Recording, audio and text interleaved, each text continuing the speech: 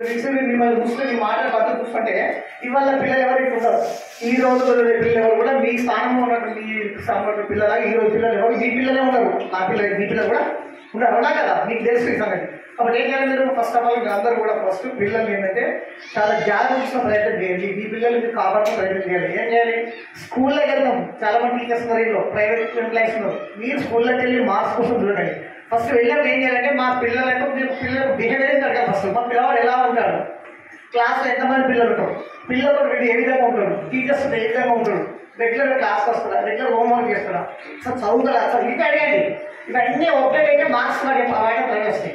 మీరు వెళ్ళి marks general private schools almost అని తెలుస్తాం. ప్రతి పిల్లవాడికి నేను మెదక్లో సుమారుగా ఎన్ని సంవత్సరాలు ఎన్నో పని చేస్తే ప్రతి గీతా స్కూల్స్ ఇట్లా అన్ని స్కూల్ విజిట్ చేసి చూస్తే యాంగుల్ ఇంటర్నల్ మార్క్స్ ఉంటాయి. వెళ్ళి విజిట్ చేసినప్పుడు ప్రతి పిల్లవాడికి ఫస్ట్ క్లాస్ ఉండే అక్కడ నేనే పిలిచారు లోపల సార్ అక్కడ ఏమన్నా సార్ లేదంటే మేము అందరూ ఫస్ట్ క్లాస్ పోతున్నాం, పిల్లలు మా దగ్గర రాదు. ప్రతి తల్లిదండ్రులు ఇంటిగా మాట్లాడారు నా పిల్ల ఫస్ట్ అని కూడా తప్ప మాట్లాడారు చూసుకోడు కదా. అంటే వాళ్ళు వేరే వాళ్ళకు టెక్నికల్ ఉంటుంది, ఇంత వచ్చినాక ఫస్ట్ క్లాస్ మార్క్స్ వేరేమో చూసినేమో ఉన్నా కదా. జనరల్ మీరేం చేయాలంటే మీ స్కూల్లోకి వెళ్ళినప్పుడు ఇప్పుడు ఏ లెవెల్ సరే పిల్లలు ఎలా ఉన్నారు అని ఫస్ట్ గమనించండి, ఏం చదువుతున్నారో గమనించండి. ఎన్ని మార్కులు తర్వాత మార్కులు పిల్లలు రాని మార్కులు ఇచ్చినా లేదా అది పని చేయాలి. అసలు క్లాస్ ఎట్లా ఉంది, మీ టీచర్ రాగానే స్కూల్కి రాగానే టీచర్ ఎలా ఉంది, ఏ టీచర్ ఏం చెప్తుంది, ఏం సబ్జెక్ట్ చెప్తారు, మరి ఏం చేస్తారు అనే విషయాలు మాట్లాడితే మీ పిల్లలు ప్రయోజకులు అవుతారు.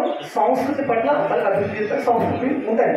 సంస్కృతి లేని చదువు అవునా కదా. చదువు అంటే ఏంటి, అందరి ప్రతి ఒక్కరికి చదువు వస్తుంది, అది చదువు కదండి. ఓన్లీ ఏంటంటే లిటరసీ అంటాం. లిటరసీ అంటే అక్షరాస్యంగా అక్షరటువంటి వాళ్ళే తప్ప చదువు ఎవరు చదువుకున్న ఎవరు అంటే ఈ విధంగా మొత్తం లోతుగా జ్ఞాపకాలు అప్డేట్ చేయాలి. పిల్లలు లోతైన జ్ఞానం అప్డేట్ చేసినట్టు చదువు వచ్చినట్టు అందులో నేను కూడా లేకపోవచ్చు మీరు లేకపోవచ్చు నాకు ఆ విధంగా అప్డేట్ చేసే ప్రయత్నం చేసినట్టే మీ పిల్లలు కూడా బాగుపడతారు. రెండోది ఇంకెవరైనా చిన్న చిన్న పిల్లలు పెద్ద పిల్లలు ఏం చేస్తున్నారు, ఫస్ట్ ఆఫ్ ఆల్గా ఎంత ఇబ్బంది పెట్టినా పిల్లలు ఏడ్చినా కొట్టినా తిట్టినా తినకుండా ఏడ్చినా వదిలేయండి, టీవీలకు ఫోన్లో దూరం ఉంచండి. ఈ రెండు ఉంటే మీ పిల్లల జీవితంలో మీకు దొరకదు. తెలుసుకుంటే మళ్ళీ నా లాభం ఏం లేదు, నష్టాలే కదా. లాభం ఎప్పుడు ఈ రెండింటికి దూరం అయినప్పుడు వాళ్ళు స్కూల్కి వెళ్ళినప్పుడు మనకు అవసరమైన విషయాలు అవసరం ఉన్నప్పుడు మిమ్మల్ని అడుగుతారు, అమ్మ ఈరోజు ఈ ప్రోగ్రామ్ ఉంది దాన్ని ఫోన్లో చూసుకోవాలి అని అడుగుతారు. అప్పుడు ఇవ్వండి. కానీ ముందు మనం ఏం చేస్తాం, మీకు కూడా ఏంటంటే పిల్లలు రాగానే ఏంటంటే జనరల్ ఏం చేస్తుంటే తల్లిదండ్రులు మనకి ఒక ఫోన్ పడేసి వీళ్ళు సీరియల్ చూసుకుని వాళ్ళు కూర్చుంటారు, మన పని వాడు చేసుకుంటాడు, మన చదువుతారు సార్ దేవుడు ఉన్నా కదా. అంటే వీళ్ళకి రిలాక్స్ అవ్వాలంటే ఫోన్ చేయాలి. ఇప్పుడు వాళ్ళు ఏడుస్తున్నారు, ఏడో వాటికి అప్డేట్ చేయాలి, వాళ్ళు ఎప్పుడో గంట 2 గంటలు లేదా అంత టైం ఈ రోజు ఇచ్చేటప్పుడు ఓకే మీ అందరి ముందరే ఉన్నారు. ఏమో ఆలోచించండి. ఫస్ట్ ఆఫ్ ఆల్ మీ పిల్లలు ఉంటారు, మన పిల్లలు ప్రయోజనం అందరం అనుకుంటాం, డాక్టర్లు కావాలి, యాక్టర్లు కావాలి, ఇంజనీర్లు కావాలి, ఐఏఎస్ కావాలి అనుకుంటాం లేదా. అనుకోవాలంటే దాన్ని ఎందుకు ఉండాలి, మన ప్రయత్నం ఉండాలి. ప్రయత్నం అంటే పిల్లలను సంస్కారం ఉండాలి, విద్య ఉండాలి, ఆ రెండు ఉండాలి. లిటరేట్ అంటే లిటరేట్ ఉండలేదు, అక్షరాస్త్రం లేదు, అక్షరం అందరికి వస్తుంది. ఈ రెండు ఉన్న పిల్లలే ఫ్యూచర్లో ముందుకెళ్తారు. అందులో మీ పిల్లలు ఉంచుకునే ప్రయత్నం చేయండి. ఇప్పటిదాకా ఎట్లా తెలియదు, ఇప్పటికేం ఇప్పటి ఏమంటే మన పిల్లల పట్టణ జాగ్రత్త ప్రయత్నం చేయండి. ఇక మూడో ఇంత బాగా కష్టపడి ఇవి చెప్తున్నారు. ఫస్ట్ ఆఫ్ ఆల్గా మిమ్మల్ని కళ్ళ తల్లిదండ్రులు బాగా చూడండి, అత్తమామలు కానీ కళ్ళ తల్లిదండ్రులు కానీ ఫస్ట్ ఆఫ్ ఆల్ వాళ్ళు బాగా చూస్తే మీ ఫ్యూచర్లో చాలా చాలా చాలా ఇది ఏదో చాలా మంది చెప్తారు, ఇంకా చాలా మంది చాలా మాట్లాడతారు నేర్చుకోవాలని అవునా కదా. ఎన్ని దేవుళ్ళు గుళ్ళు కార్తీక మాసం మంది వేస్తారండి. మీ ఇంట్లో అర్థం తిరిగి ఒక మాట తిరిగి మన పూజ చేసినా వేస్తారు మీరు. కాబట్టి దయచేసి ఏంటంటే మీ భర్తలు గౌరవించండి, మీ అత్తమామలు గౌరవించండి, మీ అమ్మ నాన్నలు గౌరవించండి. ఫస్ట్ వాళ్ళు ఎవరైతే మగవాళ్ళు ఉంటారు మనం ఫస్ట్ అమ్మ నాన్న చూడడం చాలా మంది చాలా మంది చూస్తుంటాం. వాళ్ళు ఎందుకంటే మనం చదువులు లేకపోతే చెప్పండి మన వాళ్ళకి వేస్తాం కదా. కాబట్టి దయచేసి ఫస్ట్ ఆఫ్ ఆల్ మీరు కష్టంగా చేయండి. సార్ రెండోది ఇప్పుడు నేను ఒకటి చెప్పిన ఎగ్జామ్ మా ఫ్రెండ్స్ ఉన్నారు, మేము నెలకు ఒక ఎల్ఐడి గ్రూప్ అని పెట్టాము. ఎల్ఐడి గ్రూప్ అంటే ఒక 14-16 మంది ఉంటాం.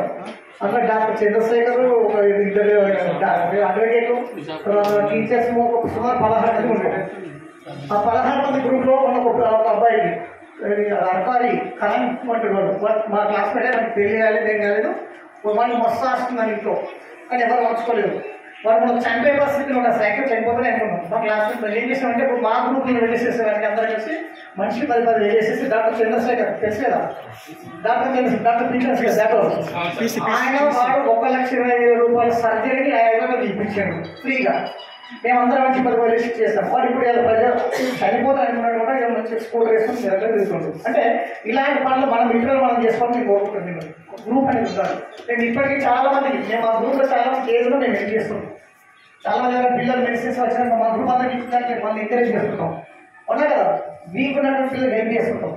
ఇంకంటే దాంట్లో నేను లైన్స్లో కూడా ఉంటాయి. ఇప్పటికి ఏదైతే లైన్స్ కూడా అవసరం ఉంటుంది, మీకు ఏదైనా అవసరం ఉంటుందో నాకు సమాచారం ఇస్తే నేను లైన్స్ మీకు కూడా హెల్ప్ చేసే ప్రయత్నం చేయిస్తాం. అంటే ఫస్ట్ ఆఫ్ ఆల్ ఏంటంటే ఎంతసేపటికి మీరు ఎంత సంపాదించాలని ఉంటాయి కదా, మీరు ఏ విధంగా ఫ్యూచర్లో మీరు ఎలా ఉండాలి. ఫస్ట్ ఆఫ్ ఆల్ మీ గ్రూపును అంటే 97, 98 బ్యాచ్ గ్రూపును చూస్తే సమాజంలో మీ ఏళ్ళు కానివ్వండి, మీ బయట ఎవరైనా కానీ మీరు చూసి సిగ్గుపడాలి, ఈసపడాలి, ఉండాల్సిన బాధ్యత మీది. అంటే మీరందరూ కలిసి ఉండాలి, అప్డేట్గా ఉండాలి. ఎవరి వాళ్ళు మీకు చాలా ధనవంతులైనటువంటి టైంలో ఉంటాయని ఉండదు. అయినప్పటికీ మీకు ఏ వాళ్ళు సపోర్ట్ చేస్తే మీకు ఇప్పుడు బయట కూడా డబ్బులు ఇస్తారు. మన మిత్రుల విషయాలు వాడి జీవితంలో నష్టపోతుంది. చెప్పండి, మనకు ఒక 50, 10 రూపాయలు ఇంకోటి వెళ్ళి మీరు 10 రూపాయలు ఒక పని చేయండి. వాళ్ళు వెళ్ళేటప్పుడు ఒక 100 రూపాయలు ఏమో దొంగతనం చేయండి, రాత్రి నిద్రపోండి. 500 రూపాయలు దానం చేసి రాత్రి నిద్రపోండి. ఎవరు సంతోషం అంటే చెప్పండి. దొంగతనం చేసామంటే అదే భయం, నేను 500 ఇస్తే కదా ఏం చెప్పండి, రోజు ఇదే పని ఉంటుంది కదా. వాళ్ళు అనేక భయం, చూస్తే భయం, పరిగెత్తలే నువ్వు నోరు తెలిసినట్టు. అంటే ఫస్ట్ ఆఫ్ ఆల్ మన దగ్గర ఫస్ట్ ఆఫ్ ఆల్గా మనం ఇవ్వడం నేర్చుకోవాలి. Living is giving, living is giving. మన జీవితం మనం బతకడానికి కోసం చెప్పండి, ఇవ్వడానికే బతకాలి. ఎంత ఇవ్వాలి? మీకు 1,00,000 కాదు, 10 రూపాయలకు రూపాయలు నష్టం లేదు. అవునా కదా? ఈ విధంగా మనం ఖచ్చితంగా సమాజంలో ఎప్పుడు కూడా మిమ్మల్ని గుర్తించాలి ఉండాలంటే మీరందరూ ఒక పొజిషన్ ఈ రోజు నుంచి మీరందరూ ఒక గ్రూప్ క్రియేట్ చేయాలి.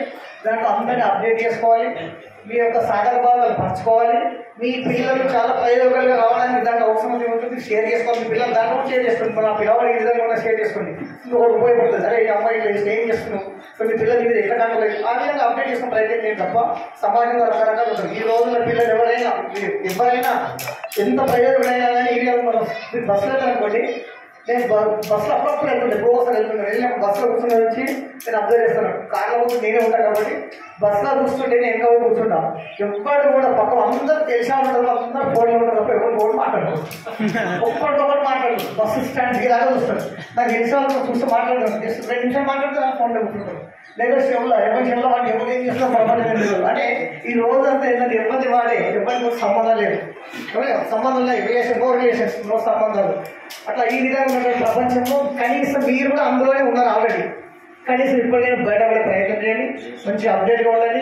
రేపు 97, 98 బ్యాచ్ పిల్లలు, జనపూర్లో ఉన్న పిల్లలు చాలా ప్రయోజనం. రేపు ఇక్కడ సొసైటీలో ప్రోగ్రామ్ చేశారంటే అది మీరు చేస్తారు పిల్లలు అనే విషయం ఉండాలి. ఆ విధంగా ఉండాలని కోరుకుంటూ, ఎందుకంటే వాస్తవానికి ఇది బ్యాచ్ నేను రావడానికి ఫస్ట్ 9th ఇక్కడికి రావడం జరిగింది.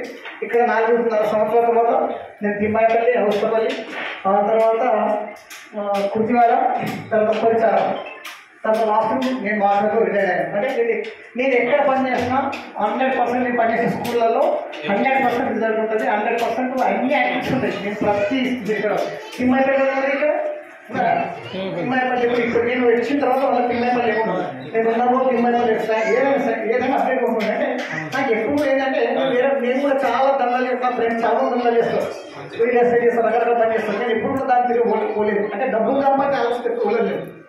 ఇప్పుడు కూడా స్కూలు పిల్లలు, నా స్కూల్లో పిల్లలు టాప్లో ఉండాలి, మండల స్థాయిలో ఉండాలి, జిల్లా స్థాయిలో, రాష్ట్ర స్థాయిలో ఆలోచించాలి చేశాను. కాబట్టి ఆ విధంగా నేను ఎక్కడ పనిచేస్తున్నా 100% అప్డేట్ చేశాను.